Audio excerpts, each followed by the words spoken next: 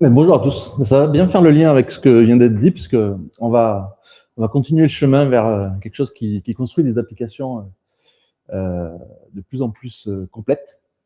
Donc, je vais vous raconter un peu une histoire qui nous est arrivée l'année dernière et qui continue aujourd'hui. Donc, c'est un petit peu la continuité de Ralph en plus. Donc, je me présente rapidement. Moi, je suis CTO et dev d'origine. Je suis passé par des boîtes où, notamment Rakuten, la dernière, où on faisait du low-code. Et on s'est pris la vague LLM un petit peu dans la figure. Donc, ça renforce.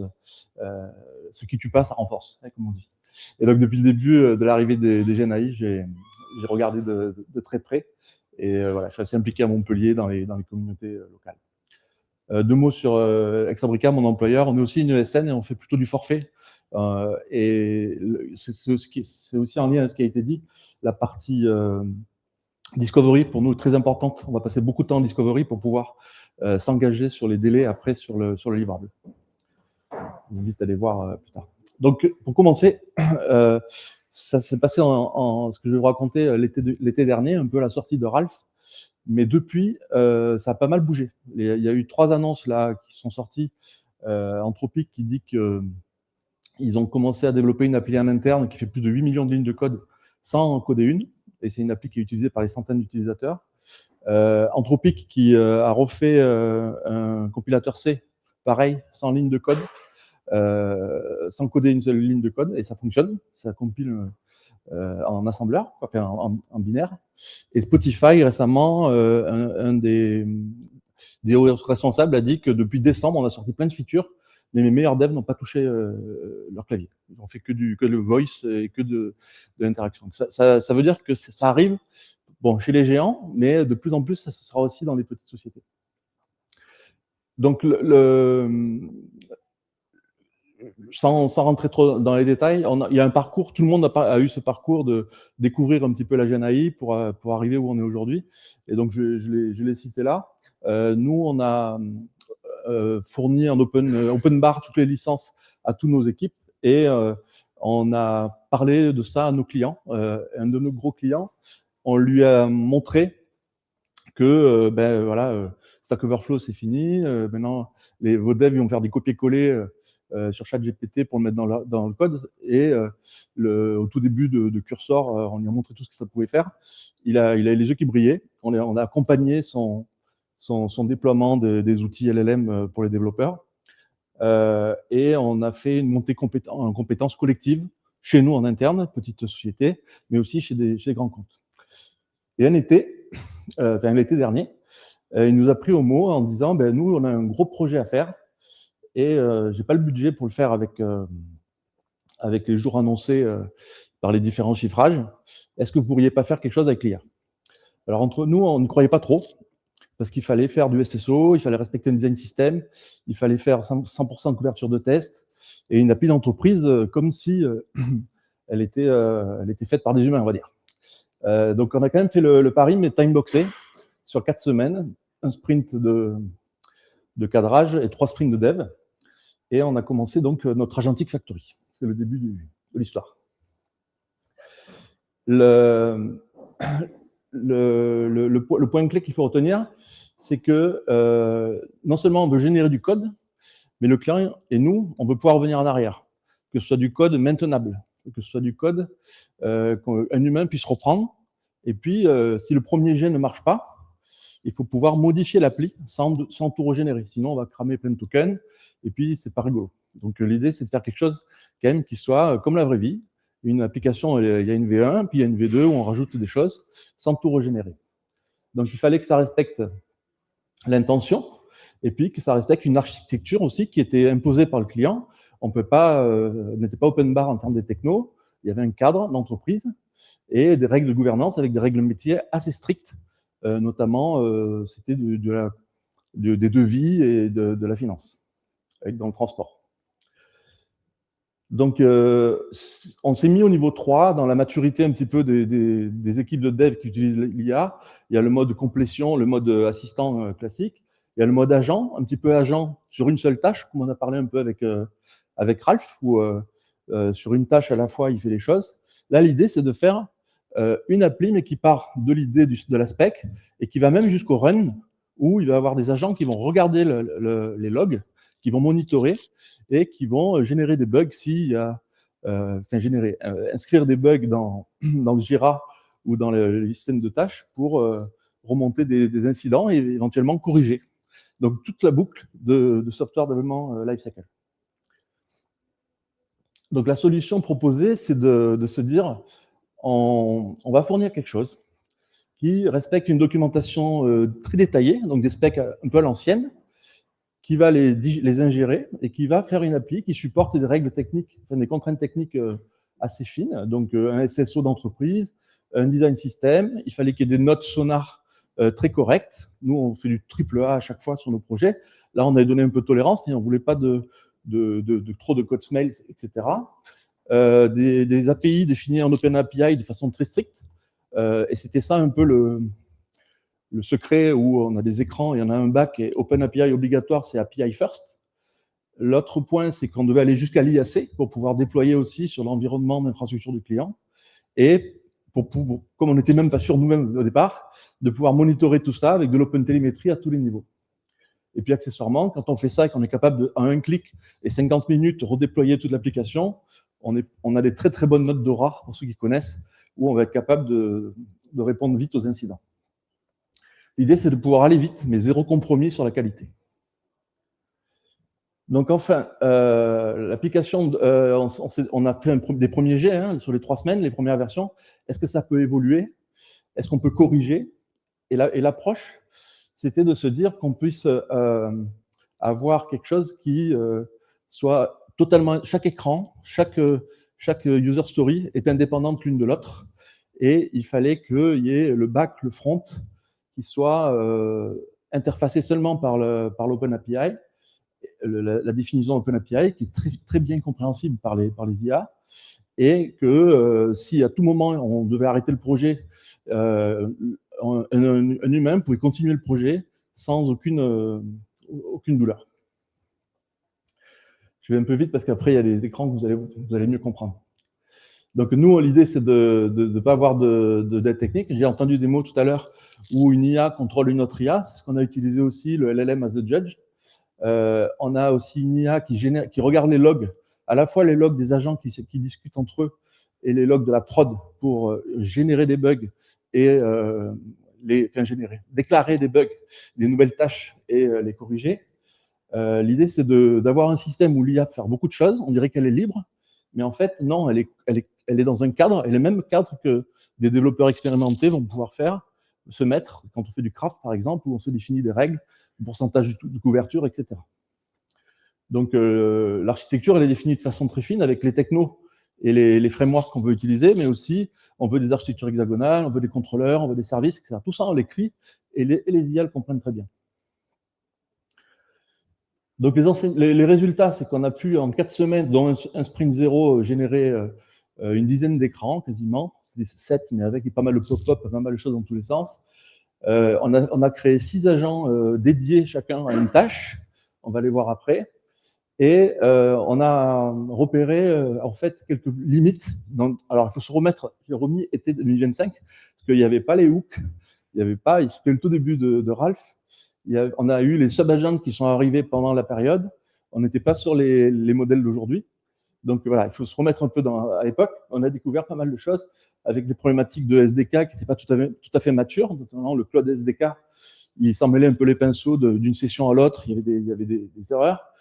On a eu des bonnes notes sonar en sécurité et en maintainabilité, mais en reliability, il nous disait que le code n'était pas forcément optimisable. Donc, on a dû s'arrêter, on a été timeboxé avec le client. On aurait pu creuser un peu plus. Ce qu'on a vu aussi, c'est qu'on voulait faire des tests end-to-end automatiques, puisque tout est décrit. Pourquoi pas faire les tests playwright à la fois, en même temps? On n'a pas eu le temps. Et puis, à l'époque, le MCP playwright, c'était au tout début, et ça ne marchait pas forcément bien. Donc, à quoi ça ressemble? On va avoir un utilisateur qui va, devant une console web, pouvoir lancer des ordres. Donc, l'utilisateur, il y a deux personas. Il y a le tech lead qui va définir un petit peu les règles les règles techniques, le contexte, et le PO qui donne le métier. Il peut uploader des Figma, il peut uploader des specs, et un agent d'analyse va faire son implementation plan, exactement comme Ralph, pour commencer à définir toutes les tâches.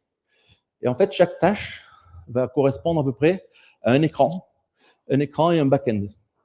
Si le back-end n'existe pas, l'écran crée un back-end qui va contenir, qui va servir toutes les datas dont l'écran a besoin. Si l'écran qu'on demande, il a besoin de data qui existe déjà dans un back-end qui existait déjà, il va réutiliser les API qui étaient déjà là. Voilà, c'est relativement simple et c'est relativement efficace aussi. Et le point clé, c'est de ne pas tout régénérer à chaque modification. On a eu, lors de la revue de fin de projet avec le client, la PO qui a dit « Ah, j'ai oublié de vous dire, c'est pas écrit dans les specs, mais j'aurais bien aimé que les filtres ils soient plutôt comme ci que comme ça. Plutôt que ce soit des boutons, je voulais avoir une pop-up. » Bon, il a tourné l'écran vers elle, elle a écrit en langage naturel « Je veux que les filtres de l'écran Intel soient plutôt sous forme d'une pop-up et qu'il y ait tel ou tel critère. » Elle a appuyé, on a attendu 10 minutes, ça a régénéré l'écran et ça a modifié le back-end si c'était nécessaire, je ne sais même pas s'il y a eu besoin. Donc en fait, le résultat était plutôt très, très, très encourageant. Donc là, j'ai mis des captures de ce qu'on a montré à l'époque. Donc, on a une notion d'implementation plan et de specification plan. Le specification, c'est la partie spec. C'est-à-dire qu'on va faire une couche d'isolation entre les specs d'origine et les specs du projet technique pour l'IA, qui fait qu'on va avoir un genre de langage intermédiaire, qui fait que certaines modifications métiers qui viennent des specs métiers vont engendrer que des modifications mineures dans l'implementation plan. C'est peut-être un ordre d'actions différentes les unes des autres. Je vous laisse. Et toujours, il y a une validation. La dernière question qui a été posée tout à l'heure, est-ce qu'il n'y a pas une étape de validation des specs avant de tout lancer? On a aussi un human in the loop. La PO doit vérifier tout ce que l'agent écrit, parce qu'il écrit dans du texte, il écrit dans un MD, c'est relativement lisible, et ça peut être en français. Alors, à l'époque, il valait mieux travailler plus en anglais, maintenant, Claude marche bien en français, mais en tout cas, c'est une boîte internationale, donc l'anglais n'était pas un problème. Donc, une validation humaine à ce niveau-là. Au niveau des specs, je ne sais pas si j'ai mis. Non, là, c'est l'agent de développement, il va prendre ce langage intermédiaire et générer les écrans. Et là, il y a un contrôle avec des tests qui sont faits. Tant que les tests ne passent pas, ça repart. Et comme Ralph, sans le savoir, on itère plusieurs fois et au bout d'un moment, ça marche. J'ai une autre implémentation sur la partie back-end, il y a un debugger agent, comme j'ai parlé, qui va regarder les logs, que ce soit de la factory ou du run de l'agent qui a été de l'API qui a été lancé. Il va voir s'il y a des erreurs dans les logs, il catch les erreurs et il les envoie avec un ticket pour corriger l'implémentation. Et pareil, on a mis une limite aussi parce que ça peut partir en boucle. Ça nous est arrivé au début, un peu moins à la fin, mais on est obligé aussi de ne pas partir avec l'idée reçue que ça va fonctionner à tous les coups. Donc, quelques captures d'écran où là, voilà, c'est l'IHM qu'on a fourni, alors qui est très simple, hein, 3 semaines le projet, où on va avoir des saisies. Ça génère des points d'étape, ça correspond un petit peu au point d'avancement success écran par écran, et on génère des fichiers, que ce soit du code ou que ce soit des MD, les README sont créés, les ADR peuvent être créés. Voilà, il y a plein de choses qui peuvent être faites à la fois. Ça génère une appli, donc l'écran là qui gère des cotations. Et côté DevOps, il n'y avait pas trop d'écran, c'était très technique, mais il y a toute une partie aussi où il y a un ingénieur DevOps qui surveillait un petit peu ça, où on déployait. Alors là, le déploiement, on aurait pu le faire automatique, mais on a choisi de faire des commandes cloud où on poussait sur Azure, avec beaucoup aussi d'automatisation agentique. Pardon, je vais en arrière. Donc, je voulais remercier l'équipe qui a travaillé sur le sujet, parce que moi, j'ai rien fait, hein, je vous parle de ça. C'était l'idée au début. Mais Adrien Marais, qui est assez connu dans la communauté tech IA, et qui était dans le projet. On a Victor, qui est notre expert IA DevOps. Et chez nous, Fabien, qui connaissait le contexte et qui a pu fournir. L'IA n'a pas tout inventé. On a dû donner aussi, c'était écrit dans les schémas, des templates. On y a donné un template, comment fonctionne le SSO chez ce client. Quel est le design system avec les bons bouts de code. On n'a pas été capable d'aller chercher les composants sur le storybook. Pourtant, il existait. On a préféré donner des bouts de code, des templates qui fonctionnaient pour donner des exemples. Les IA marchent bien avec des exemples. Donc voilà, l'équipe, elle est importante. Et donc, nous, on pense que cette expérience, c'est juste le début, c'était 2025, et depuis, on continue. Et des nouveaux termes sont apparus, harness, railguard, etc. Et donc, on l'a fait sans savoir un peu. On a fait la prose comme M. Jourdain. Et on a remis ça un peu d'aplomb. Ça tournait aussi plutôt sur un poste de travail. On pense que ça peut tourner de façon SaaS plutôt back-end. On a rajouté les revues de code. Là, aujourd'hui, ça se fait tout seul. Le tech, il regarde un petit peu ce qui se passe, mais il n'y a pas vraiment de revue de code. Donc, on travaille avec ce même client pour faire un agent de revue de code, un agent de documentation qui soit un peu à côté aussi pour tenir à jour la documentation. Et bien sûr, les tests, tout ce que le développeur n'aime pas faire, les tests, la doc, ça passe bien. Et le monitoring de production, ça arrive aussi pour pouvoir au plus tôt corriger quelque chose qui ne se passerait pas bien, voire anticiper des pannes. Et donc, vous avez peut-être entendu parler du terme middle loop. On a la boucle d'itération sur les specs, tout ce qu'on disait, et puis la boucle d'itération sur le dev. Et bien ça va se faire plus ou moins tout seul maintenant. Et le dev augmenté un petit peu, il se place au milieu des deux boucles et il va superviser, on va orchestrer, on va superviser les agents.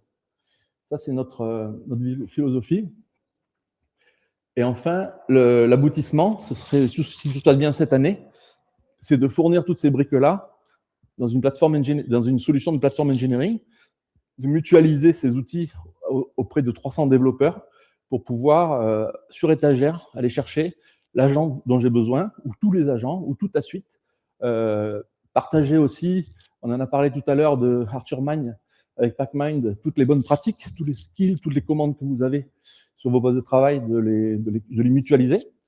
Donc c'est tout ce qu'on essaye de pousser suite à cette expérience pour réduire la charge cognitive, parce qu'il y a tellement de choses à apprendre. Toutes les semaines, il y a des nouvelles versions. Et l'idée, c'est de capitaliser sur tout ça.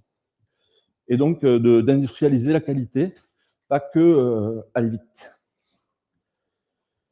Voilà. Et donc, l'avantage compétitif pour nous, ça sera de plonger là-dedans.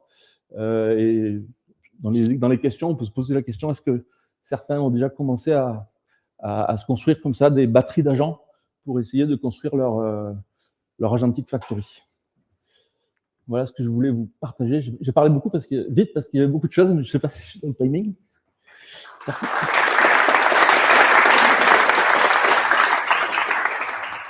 C'est bon, 2 minutes.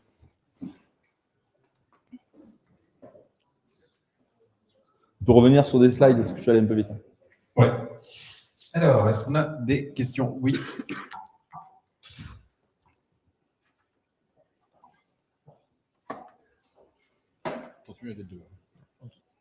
Merci beaucoup. Bonsoir. Bonsoir. Alors, merci pour votre présentation et bravo pour ce qui a été accompli. Moi, j'ai 2 questions. La première, c'est en fait, comment vous voyez le futur du dev en tant que développeur? Comment vous voyez le futur d'un dev dans l'orchestration d'agents capables de vraiment faire l'ensemble? Est-ce que finalement, il n'y aurait pas ce qu'on appelle un product builder et une orchestration d'agents pour le futur? Et la deuxième chose, est-ce que ça a été testé sur des applis conçues initialement par des humains et qui souhaitent évoluer une feature, peu importe? Est-ce qu'on a essayé cette solution sur une appli déjà existante pour la faire évoluer? Merci. Très bien. Deux très bonnes questions. La première, l'avenir du dev. Alors, j'ai pas la boule magique, mais je pense que effectivement, chef d'orchestre d'agents, c'est vers ça qu'on va. Par contre, on peut pas avoir les yeux fermés et faire confiance à tout ce qui est fait. On voit encore des hallucinations. Mettre une structure un petit peu railguards là, de garde-fou pour être sûr que ce qui sort est correct. Ça couvre 99% des cas, mais il faut quand même comprendre.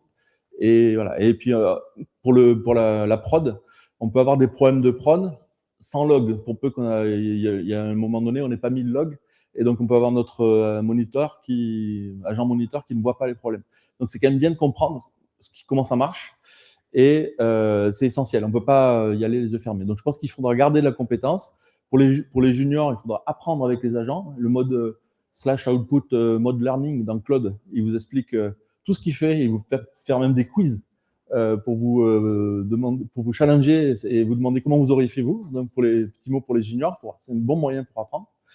Après, j'ai pas la réponse infuse, la science infuse sur l'avenir du dev, mais c'est sûr que le métier change. À la fois, il s'élargit, on doit avoir plus de compétences parce qu'il y a plein de nouvelles choses, et à la fois, il se resserre sur le métier, le service client, enfin la qualité servie au client, et un peu moins la ligne de code. On écrit moins de code. C'est les retours qu'il y a eu des trois grands que j'ai cités au début. Et la deuxième question, je ne me rappelle plus, Charles, c'était sur des applications conçues seulement par des humains. Donc, le greenfield ou le brownfield, là, c'est-à-dire là, on part d'applications à peu près from scratch, en garantissant qu'elle puisse être maintenable par un humain. Est-ce que maintenant, on peut, avec des solutions comme ça, partir d'une application qui existe déjà pour pouvoir la faire évoluer? C'est une très, très bonne question et c'est beaucoup plus compliqué parce que le legacy, il y a du lourd et ça ne rentrera pas forcément dans les cases qu'on a dessinées là. Donc, ce qui se fait, je sais que de Théodo font ça, Octo aussi, c'est plutôt, avant de commencer à mettre une factory, se faire tout un chantier de modernisation et de migration avec l'IA. Donc, on est capable ça a fait chuter le cours d'IBM, là, quand on a dit on est capable de migrer du COBOL vers Java. Ben oui, les IA savent comprendre n'importe quel langage et les traduire dans n'importe quel langage. Alors, je demande d'avoir quand même pour pouvoir certifier tout ça, mais c'est clair qu'il faudra stabiliser l'appli, avoir quelque chose de quand même cohérent, parce que là, ça marche de façon très cohérente, tous les écrans ont les mêmes structures, etc. Si on commence à avoir dans un legacy l'histoire où il y avait Pierre, après il y a eu Paul, puis après il y a eu Jacques, puis là on l'avait externalisé en Inde, et puis là, ah oui, dans les 20 ans de l'application, ben, il y a 10 couches ou 10 strates de façon de faire. Là, l'IA se perd, quoi. Le contexte, il va... Donc, il y a plusieurs solutions, hein. C'est les mêmes stratégies que dans la modernisation, le découpage par oignon, de faire des domaines, etc., etc. Le finger tree, tout ça. On va pouvoir appliquer les mêmes choses avec les agents, mais je pense qu'il y a une phase d'abord modernisation, mettre à plat, et après rentrer là-dessus. Merci beaucoup. Bonsoir, merci pour la présentation. Moi, j'aurais une question au niveau du coût. À quel point vous estimez, entre guillemets, avoir été plus rentable d'avoir utilisé une usine d'agents comparé à prendre des vrais développeurs actuels? Alors, c'était vraiment dans un cadre d'expérimentation quand on l'a fait. On a fait, sur les 3 semaines, il y a eu 2 semaines où on a créé la suite agentique, tous les agents, etc. On s'est cassé un peu les dents. Il y a eu que 4 jours où on a vraiment généré les écrans. En 4 jours de dev pur avec les specs, on n'aurait pas pu faire ça. Donc, on estime qu'on a un gain, c'était du x2, du x3 minimum avec ça. Par contre, elle peut resservir.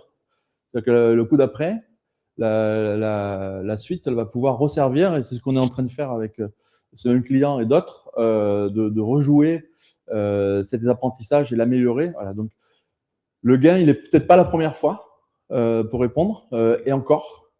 Par contre, au deuxième ou troisième coup, on est gagné.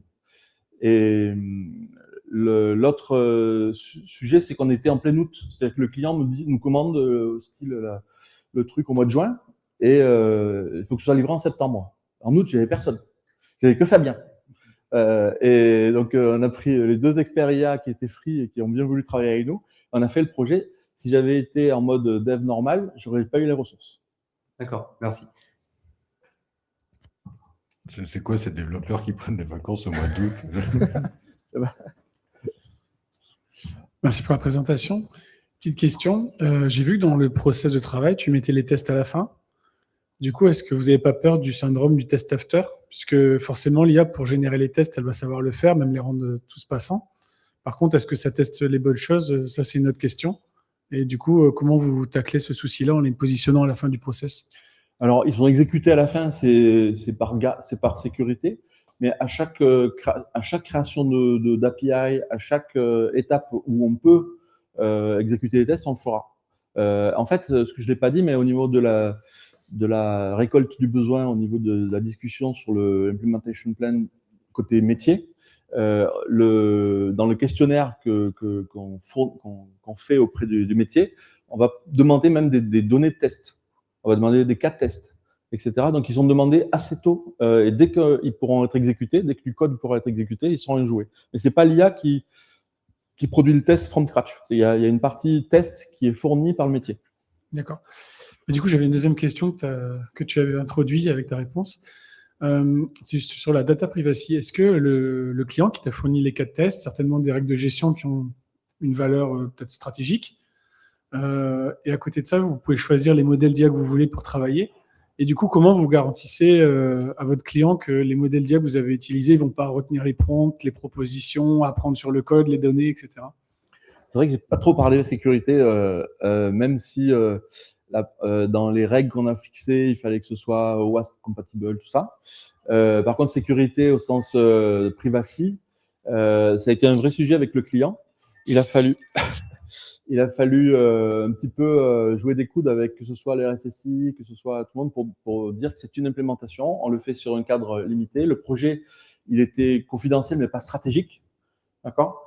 Et la roadmap qu'on se donne, c'est de pouvoir travailler plutôt sur des modèles locaux ou des modèles dans une instance Azure maîtrisée privée.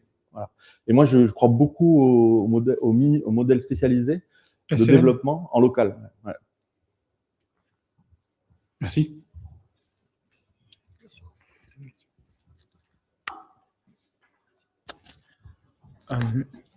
Donc, si j'ai bien compris, au final, le client, il n'avait pas de budget et donc vous êtes passé par des agents. Et dans ces cas-là, qu'est-ce que vous lui facturez au client? Est-ce que c'est les 3 semaines de la mise en place de l'usine ou est-ce que c'est la semaine pendant laquelle les agents tournent? Et deuxième question, est-ce qu'au final, le résultat était exactement le même? Enfin, le client, il était aussi satisfait que ce que vous auriez pu lui fournir si jamais ça avait été purement des développeurs ou vous vous êtes pas posé la question? Si. Donc, comme je disais au début, on travaille au forfait. Donc, on s'est engagé, nous, on a défini un budget au départ pour les 4 semaines. C'était pas du temps plein, c'était plutôt du 3 jours et demi par semaine pour 4 semaines. Et il a payé le temps passé. D'accord. Au niveau licence, il y a dans les coûts, on peut parler aussi des tokens. On a pris du Cloud Max à 200 € pour 3 personnes pour pas avoir de limite parce qu'on a très vite, par défaut, avec le modèle à 20 €, atteint les limites. Il y avait du cursor un petit peu aussi pour le tech lead qui avait aussi capacité à pouvoir modifier le code généré s'il estimait qu'il préférait plutôt faire comme ci que comme ça pour l'accès à leur API back-end parce qu'il y avait du métier, leur API à eux.